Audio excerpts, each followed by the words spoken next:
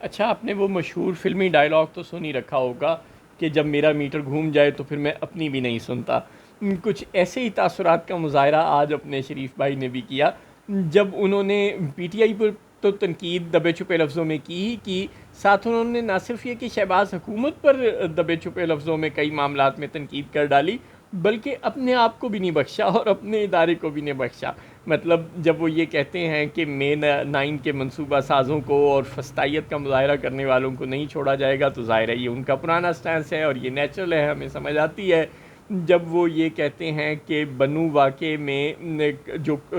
आवाम को कंट्रोल करना था, वो सिविलियन हुकूमत का काम था, यानी केपी हुकूमत का, यानी गंडापुर हुकूमत का काम था, फ़ौज का काम नहीं था। तो ये मौक़िफ़ भी उनका हमें समझ में आता है। जब वो ये कहते हैं कि अता तारड़ साहब और दीगर वज़रा ने, मतलब नाम लिए बगैर, ब्रीफिंग अच्छी तरह नहीं दी काबीना की इजलास के बाद और सिक्योरिटी काउंसिल की मीटिंग के बाद, जिसके नतीजे में अज़्म इस्तेहकाम ऑपरेशन के मुतालिक गलत फहमियाँ पैदा हुई। तो इसका मतलब है कि वो हुकूमत को भी चार्जशीट कर रहे हैं कि उन्होंने अपनी ज़िम्मेदारी को दुरुस्त तौर पर, और वफाकी वज़रा ने, ख्वाजा आसिफ साहब चाहे वो वज़ीर दिफ़ा हो या तारड़ साहब वज़ीर इत्तलाआत या कोई भी और हो, उन्होंने अपनी ज़िम्मेदारी को दुरुस्त तौर पर नहीं निभाया और अज़्म इस्तेहकाम ऑपरेशन को उन्हें वजाहत से बताना चाहिए था कि इस ऑपरेशन की नौइयत कैसी है, ये ज़रब अज़्म टाइप ऑपरेशन नहीं है, मगर उन्होंने नहीं बताया। यानी एक इल्ज़ाम तो वो वफाकी हुकूमत पर ये लगा रहे हैं, दूसरा वो ये शिकवा भी कर रहे हैं कि जब सारी दुनिया में कोई दूसरे मुल्क का शहरी पासपोर्ट के बगैर नहीं जा सकता, जब अफ़गानिस्तान की सरहदें और 5-6 मुल्कों से मिलती हैं और किसी भी मुल्क में अफ़गानी बगैर पासपोर्ट के नहीं जा सकते, तो फिर पाकिस्तान अफ़गानिस्तान के बॉर्डर पर बगैर वीज़े पासपोर्ट के आमदरफ्त क्यों है। और आज ही हुकूमत ने मज़ीद 1 साल के लिए रजिस्टर्ड अफ़गान पनाह गुज़ीनों के पाकिस्तान में क़याम की इजाज़तनामे में 1 साल के लिए तौसीह कर दी है, यानी कि वो मज़ीद 1 साल बग़ैर पासपोर्ट के रह सकते हैं। और जो आने जाने वाले हैं मुख्तलिफ़ ज़रूरत के तहत जो रोज़ बॉर्डर से क्रॉसिंग होती है वो तो होती है, वो इस सब के अलावा है।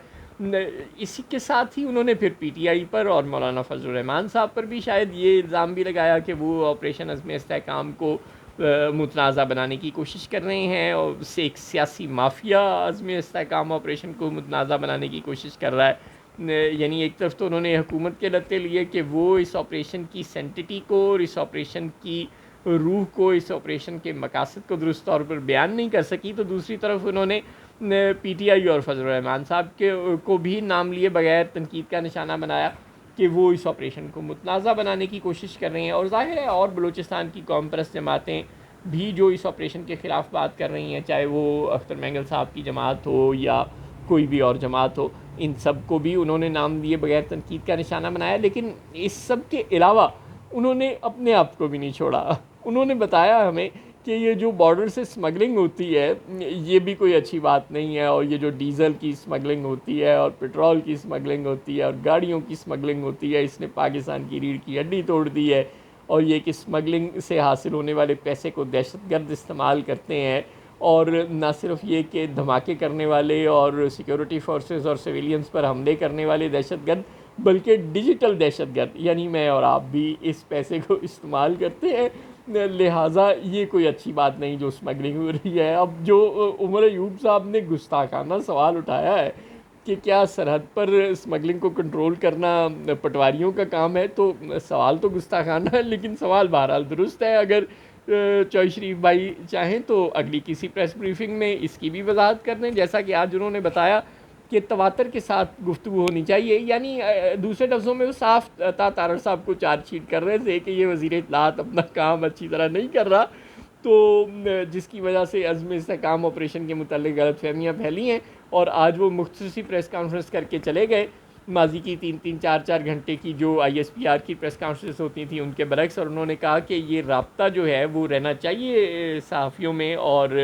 उनके दरमियान, ताकि इदारे के मुतालिक और इदारों के फ़ैसलों के मुतालिक और ऑपरेशन अज़्म इस्तेहकाम के मुतालिक किसी किस्म की गलत फहमी ना फैले। लिहाजा अब उन्होंने कहा कि अब छोटी छोटी प्रेस कॉन्फ्रेंस उन्होंने अब की है तो वो शायद आइंदा भी करते रहेंगे।